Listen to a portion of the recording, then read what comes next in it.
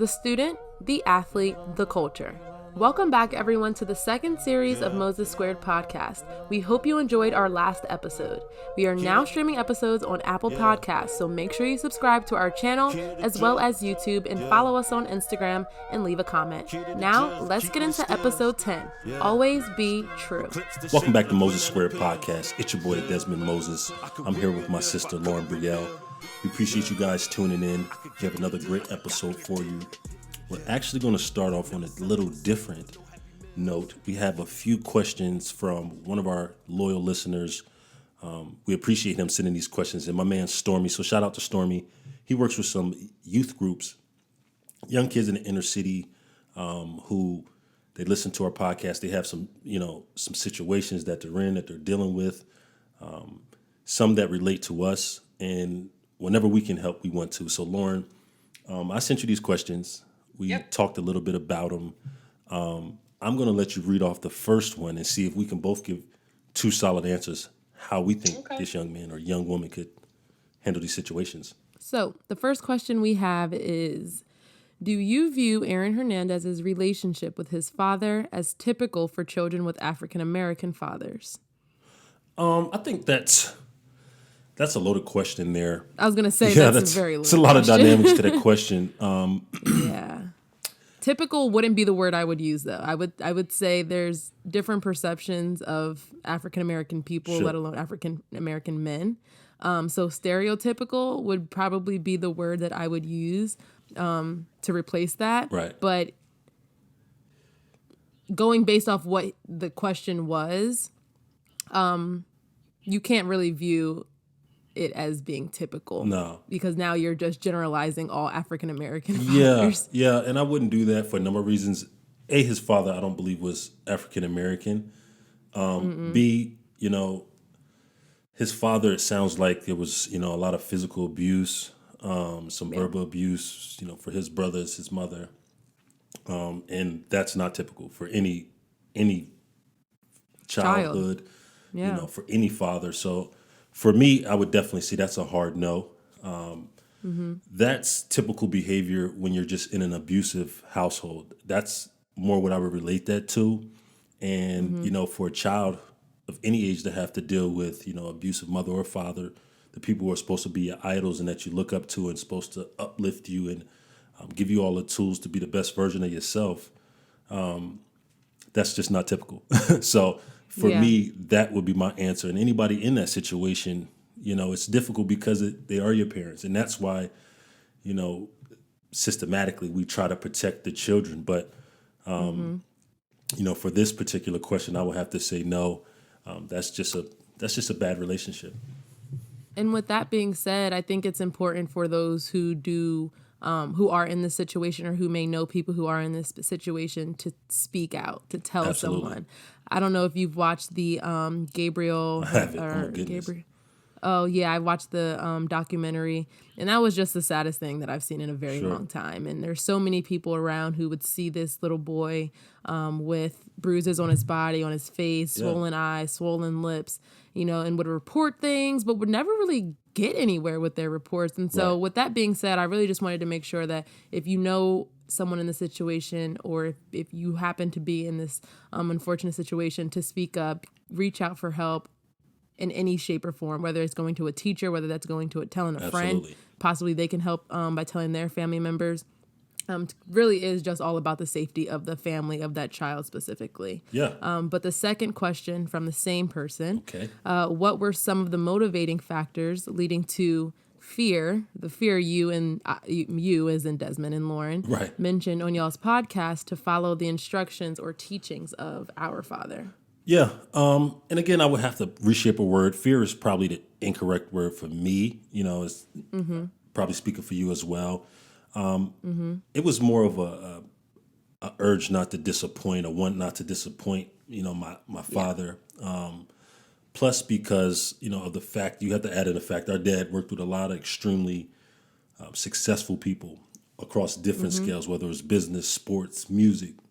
So we got to see the upside of having that discipline and having the wherewithal to focus, to lock into sacrifice in order to live your dreams, because we saw tangibly how if you were to do those things and sacrifice, that you could align yourself and put yourself in a great position no matter where you come from.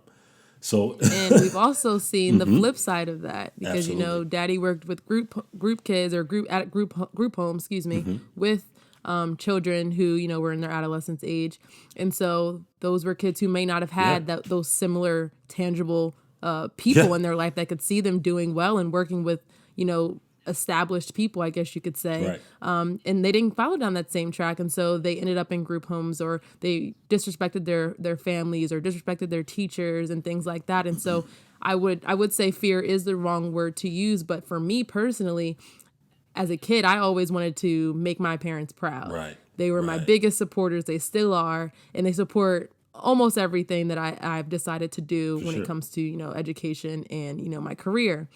And so that was the one thing for me. It's like, if I did something that I know they wouldn't support me on, I would feel terrible, because I know that, I don't want them to be disappointed in me. Right. And so I think that's where, if we are going to use the word fear, that's where my fear would come from, is just the fact that I don't want to disappoint them. I don't want them to not support me, especially when it comes to things that I am extremely passionate about. Right. And that's a great point, like you said. And on the other hand, our father, he came from it wasn't a glamorous childhood. It wasn't it wasn't silver spoon, so he had friends just like I did, coming from Willingboro, New Jersey, who went the other way. Life is about choices. So he always made it clear, said, look, there are people that started at the same exact point, made completely different decisions, and now we're at two very different points. For me, that's just, that's easy to wrap my mind around. It makes doing the right stuff a little bit easier, and for him to be able to break it down like that for us. For me, I'm a little hard headed, but that stuck, and it paid off for us. So what else does Stormy got on there? He's throwing some curve, but these are pretty good questions. He does. There's some curveballs for sure. So the next one is, were we bullied individually, obviously? Sure. If so, how did your family expect you to respond to these situations? I will start. I personally wouldn't say that I was bullied, but because I was always tall, that was definitely the topic of conversation wherever I was. Right. And so there were some instances where, people would call me, like the female Shaq, or the female Matumbo. And like, at the time I was just like, I was so young. I was like in the 4th, 5th grade. Right. I can really remember the Matumbo one, but I would just like, I went back and I would ask Daddy, I was like, who's Matumbo? Right. And so he was just like, take it as a compliment. Obviously I played basketball even at that age. And so, I always took, my height and people talking about how tall I was as a compliment, because I figured I used it well, especially on the basketball court. Right. But other than that, I can't really talk about any experiences where I was really bullied to the point where I felt attacked, or I felt like I needed to go to my family and tell them, hey, I'm being bullied. What do I do? I never had a situation like that. What about you? Yeah. So for me, it's a little bit different. I've never experienced bullying myself. Growing up, everybody got picked on, and it essentially came down to, would you stand up for yourself? Mm-hmm. And in a lot of instances, you want to tell kids to really stand up for yourself and defend yourself. But we're in a different time, even from when I was a kid.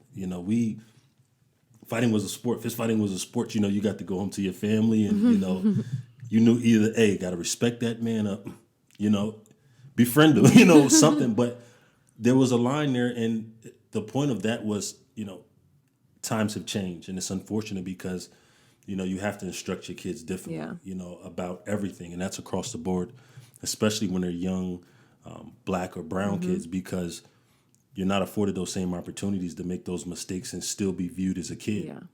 Yeah. Oftentimes, throughout our history or whatever, we've seen young black kids get tried as adults and have to really bear the consequences of a man. So with all that being said, in this time, in this climate, 2020, I would say you got to take the highest road. Yeah. And that means, displaying yourself and carrying yourself in with respect, try and still remain positive in the face of some of that stuff, which could be very, very difficult. Especially online. We like one of the For biggest sure. difference makers, and I mean, compared to when you were a kid and now, is just the fact that there's such thing as cyberbullying. Absolutely. It's very real.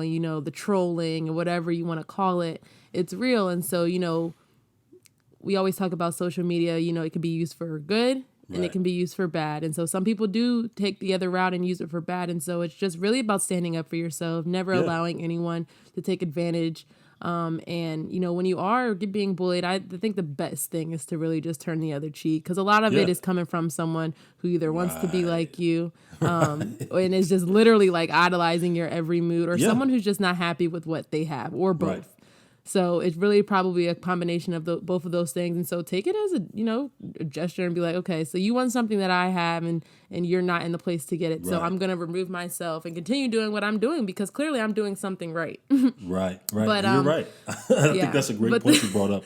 But to be honest, the key to what you said was remaining who you are, and a lot of that stuff, even for, the haters or the negative people or the people who take shots at you or bully you, or a lot of that is energy that's coming from somewhere else. Like you were starting to say, is everybody shows their emotion differently, So for some people, they may see someone they like and say, man, I want to befriend them. For the same, for someone else, they may see Lauren Moses say, I like what she's doing that way too smooth. I don't like her. Let me try to, and that's just... That's more self, and as a person, you have to continue to take that high road. But you hit some great points. Cyberbullying, I didn't even think about that because we were just getting started in the cyber world. Because a lot of that turns into bullying in the classroom because it may start on under a Facebook post or a comment on Instagram, and then you go to school and you're like, oh, what'd you have to say about me online? Because I'm in high school. Oh, he want to talk all this online. Right. But... when you get face to face, exactly. Yeah, what's up? What's up now? But we also have to think about the other end of the spectrum. Sometimes those kids that are getting bullied turn out, they're shooting up schools, shooting up other people's innocent kids, and because hurting they didn't say anything exactly, or hurting themselves. Which at the end of the day, if a kid ends up losing his life, or somebody else taking it's a tragedy. For no kid. No kid should have to deal with that. So, it's important if you are dealing with some bullying or know a bully or you're bullying someone yourself. It's time to take a look in the mirror, see where that energy is coming from, because you rarely see successful people hating. Yeah. You rarely see people doing what they supposed to be doing and reaching down to most successful people want to uplift others, and that's just the reality. Exactly. Bringing people along with you. And I mean, I think that one question, were we bullied, actually answered the rest of the questions about, being taught to fist fight and what were the expectations to defend yourself. And I personally, like in our household, Daddy wasn't, telling me to go punch some girl in the face or, teaching me how to do a right hook. But it was really just to be yourself unapologetically. For sure. To be kind. I mean, it's very rare that someone is, whoever is kind is being that bully. So, just really being smart, and really just want to say thank you to Stormy for those questions, because Absolutely. Although, like we said, there were a few curveballs in there, it really does start a conversation, especially amongst people who may not have been raised in an African-American community, and, the other way around, who may not have been raised in, a Latino or Caucasian community, and everyone's different. Everyone's upbringings are different, so a lot of misperceptions. Exactly, a lot of misperceptions, and so it's important that we touch on those questions, but we have some more questions that came from my Instagram, and the first one, which I think is pretty important, is the coronavirus. Our thoughts on the coronavirus and its impact to the sports world now. Because obviously this is something that we've been talking about on national news, for the past month and a half, almost 2 months now. And how do you think it's going to impact the sports world? The Olympics in Tokyo, the NBA games, they've talked about, beware, there may be a few open seats in the crowd. What are your thoughts on the coronavirus and the impact on the sports world? Look, I'm a conspiracy theorist. All right. Okay. I done read too much already. Oh gosh, we haven't talked about this. We haven't even talked about this. So interested. Your week's been crazy. The corona. Look, I've seen people talking about black people can't get it. Look, y'all hang your hat on that if y'all want. I have seen that too. You better be out here germ free. I mean, you gotta keep with the hand sanitizer. It's a real thing. It's unfortunate and it's sad because you have to take these things into account. You might have been too young around. There was a Y2K epidemic. In year 2000, people thought that the world was going to end. Everything's going to. People were. Well, they had that in 2012 too. Yeah, and because I remember my friends, we were all scared. Right. It's not quite that. I mean, this has some validity. I believe people have lost their lives, and it's really unfortunate. I'm not sure how it started, or I've read some places where it may have started, but it's take care of yourself, folks. Keep your mask on if you do travel abroad, and you gotta get checked and do those other things. Just protect your health. I don't know what they got going on, but I ain't drinking no Coronas. No, I'm kidding. Just kidding, guys. We're joking. But no, my thoughts on the coronavirus. I mean, I think it's something that has to be talked about. And I was driving today and people on the radio, or one of the radio hosts was saying, like, do you think the media is blowing it out of proportion? And it's kind of one of those things is like, if we weren't talking about it and all these people were dying, there would be an issue. So right. Exactly. So now that we're talking about it, it's really just ways that we can prevent it from happening. Sure. There's obviously things like the flu, and the things can turn into pneumonia, and then a lot of people can, die from that too. But it really is about protecting yourself, being smart, not having to touch people and other people's faces if you don't have to. Yeah. I mean, I just came from like a networking event this past weekend where there was a lot of, shaking hands and meeting people and just being closer than what you want to. And right after that, it's like, okay, let me go wash my hands. You just have to be cautious of, the world around you, people coughing without covering their mouths. And those things happen every day. And not to cut you off, but that's one of my pet peeves is folks just, in public, just cough into your sleeve. Yeah. I don't know if you've ever seen, I've seen a few different just visuals on, a cough or sneeze, just how much, it expands. I'm like, cover your mouths. That's part of the problem. You know what I'm saying? Just to hide. And I can attest to this, everyone, because he will tell his 1-year-old daughter to cover her mouth. And she's like looking at him like, okay. And he's like, no. Cover your mouth. Cover the mouth. Gotta do it. That's so funny. It's respect for others, for your neighbors, though, honestly. Yeah. That's what it comes down to. Next question is, what is your ideal workout? My ideal. I'm still a weight warrior. Is what I like to call. I still like to stay strong. Yeah. I'm dealing with a bum knee right now, so I can't hoop as much as I want to, but stay in the weight room. You got to. It's part of your health. Health is wealth, and just staying strong. I'm only 31. Mm-hmm. You're way younger than me, 23. But no matter how old you are, we've seen people from 7 to 70, with great physical fitness. And it comes down to being able to live your best version of life, quality of life, and for your loved ones. Who wants to, take care of somebody for the last quarter, third? Exactly. Come on. Like, they love you, so they got to, but damn, don't do it to them like that. Yeah, I definitely say look out for yourself. For sure.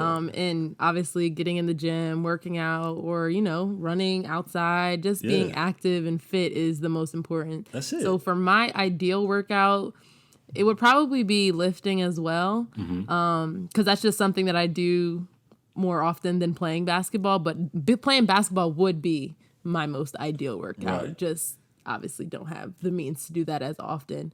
But cardio, definitely not in there. Honestly, sometimes I just skip cardio because I'm just lazy, which is bad because how can you be lazy when you're already in the gym? I don't know. Right. But I'm not a cardio person. You're not going to see me running miles, maybe one. But whatever it is, you have to do something that you enjoy doing. It could be pickleball. I mean, it could be walking. It could be swimming with the girls. I go to the YMCA Tuesday, Wednesday, and Thursday. These old ladies in there getting it. It's like a throwback. Yeah. The radio is the 70s party. I just stayed with Aunt B down in North Carolina. She was up at 8 o'clock in the morning. And I'm not going to, getting her workout. And she goes to swimming classes. Oh, wow. A few days a week, too. No? Yes. So, I mean, anything that really makes you happy while you're Right. also being active is probably the most ideal for you. Yeah. I read something the other day that said you should have 3 hobbies, one that uplifts you spiritually, one that makes you some money, and one that keeps you physically fit. Yep. So and that that's was very food for true. thought. The next question we have is about Zion. Zion is having an amazing year, right? So what do you see as his potential, given that he's just a freaking teenager? And this comes from my mother. And she literally said, given that he is a friggin' teen. You know what? He is a teen, and it's unbelievable to watch a teen in a grown man's body. But with that being said, it is still clear he's a teen when you see him up next to a LeBron, and it's like those are 2 massive men, and it's like one's 35, one's 19. But to see the physique of LeBron, that just, again, not to change topics, but that goes to his work ethic and what 280 pounds could look like as well. Zion's a freak right now. It's all natural. This is God. This is straight from God right now. But there's a period where he's going to have to really put in that work to, control his weight, which will get more difficult as you get older, but also to protect his body, his knees, his joints, so he has a ceiling that's unmatched, except for maybe a guy like Ja Morant, who's still my number 1 guy, my rookie of the year. He's a baller. Yeah. Should have been an all-star. Yeah, But I think like you were saying though, Zion really is relying a lot on, for sure. God-given For abilities. sure. And sometimes he looks like also, he's struggling a little bit to get up the floor in a little. I mean, yeah, he's heavy. I think he's so young that, and this year was obviously that one year where he's coming back from an injury. We're just trying to get him to play. We're trying to get him his minutes, get him his experience young. But he's so young to the point where I think like this postseason for him is really going to be about his body. Taking care of his body and learning his body more, because with the knee injury, he had to learn how to run correctly so that he wouldn't re-injure it. And so I think that's going to take some time, maybe this postseason, maybe even into next season. I think his potential obviously is out of the world, but I think it's interesting. And I want to ask you, there have been conversations about, LeBron, he's 35 years old and he's getting better. And obviously Zion is hoping to surpass that. Do you see him ever surpassing LeBron? Well, that's just a tall mountain, and for a guy like LeBron who's still playing, who still arguably has 5 it's hard years to say, left. right? I mean, this man could play as long as he wants to, especially with the Tom Brady's defying, the father time on the football side. You could trust and believe that LeBron wants to try and set a new plateau and play at this level for a long time. But I know one thing. Especially with his son coming in. Oh, yeah. That's what I heard, too. That's the little chirps is that he wants to play till his oldest CBA makes it. may change and he may be able to. Straight from high school. I'm not saying. That would be awesome. That would be crazy to see. And then somehow he end up on the Lakers. I didn't say it, but. But, back to your question, not to get off topic, I think that as much as we're talking about Zion surpassing LeBron, I think that LeBron will be instrumental in Zion being the best player he can be. And that's one thing I think that, LeBron will kind of channel this offseason and offseason moving forward. He's in LA. We still talk about the Mamba mentality. One thing that people are still admiring Kobe about is his willingness to teach the younger players so that they can evolve and the game continues to grow. So I know the type of guy that LeBron is, he'll make sure that this young kid is primed up and the league keeps heading in the right direction, because that's important, and that'll be part of his legacy. Both of them. And I think it's so interesting because I was also hearing that people are giving LeBron slack for being that person, for being the one that invites the rookies over to his house on the off season, or, talking to them before and after games and, speaking with them, almost about to be in the NBA finals and he's still, congratulating them and things like that. And I think that's, crazy to me, because that's one of the things that everyone knew Kobe to do, to be that role model in the league. And, despite what point you were at in the season on the court, I'm going to come for you. I'm going to come for your team. I want to get the dub. But at the end of the day, it is, more than basketball, as LeBron says. And so for him to get slack, it's like he can't do anything, right? I mean, he helps him out. He's a bad guy. He doesn't help him out. Oh, he's selfish. He just wants to take. Right. And it's just like, come on. You got to get off his back at some point. And with that being said, I think that's a perfect way to wrap and end our segment because, again, people are going to always have something to say, whether it's negative or positive, even if you're LeBron James. Go James. As, Yeah. as Shannon Sharp would say, you have to continue to be yourself, continue to show your light. And at the end of the day, if you continue to be authentic, be who you are, be pure, and do things out of kindness, out of love, the light will always shine because Kobe's one of the greatest examples, and we'll continue to say his name. Kobe was a cutthroat competitor. I was just watching a little deal today. Competitor was talking about, man, Kobe, someday he wouldn't even shake my hand. But I respected how much he gave to the game. And after the game was over, the gentleman and the man and the father he was. So with that being said, man, remain pure. Whatever you're going through, keep your head high. Peace and love. Don't forget to press like, subscribe, and follow at Dezman, DEZMANM. You can follow me on Instagram at Lauren.Brielle with 2 E's at the end, and on Twitter at Lauren_Brielle with 2 E's at the end. However, to stay updated on everything Moses Squared, follow us on Instagram at Moses Squared Podcast, which is all one word. There, we will be posting everything from sports news to IGTV videos and more. We hope you enjoyed this episode. We'll catch you next time. God bless. When they really